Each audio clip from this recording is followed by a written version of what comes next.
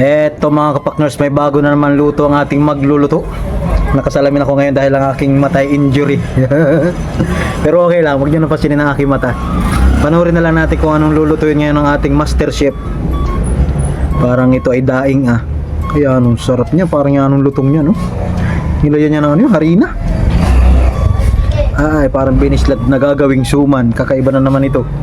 Kung ano naman nakakalabasan na naman itong recipe natin for today's video. Ay, ano bagang purpose niyang dahon na yan dyan? At yan ay nagasari-sari na lang yan dyan. Iihawi naman. Abanlawan yan. Nilagyan ng tubig. Yung malutong na daing ay parang kanyang pakukunatin. Kaya anong sarap na niya, no? Pag ipinirito mo ay talagang kamat siya ng sinigang. Sinigang pati. Ng sinangag. Inilagay naman sa oven. Pagkalagay sa oven, binilangan lang ng 3 seconds. Yan, magsasaing na siya sa kanyang paboritong air fryer.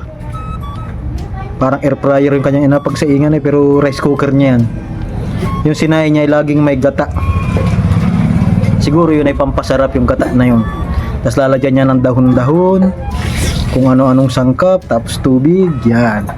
Tingnan natin kung anong kalabasan na naman yan. Isasaing na. Pero parang mukhang masarap nga bagi sinaing tas may gata, ano. O ito na yung tuyo, ipiprito na talaga niya, final na. Sa napakadaming mantika. Masarap ang almusal natin kaya ay maraming process. Maraming process ito. Ano yung nilagay na yun ay? Pampalasa, sibuyas.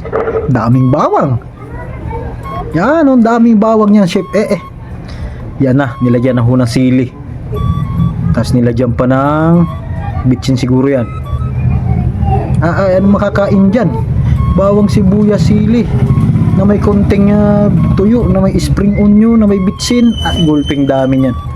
Hindi ko alam kung ako'y titikim pa niyan. Ewan kung mukhang masarap. Pero yung sili, hindi naman siya durog, kaya parang pwede pa rin naman kainin.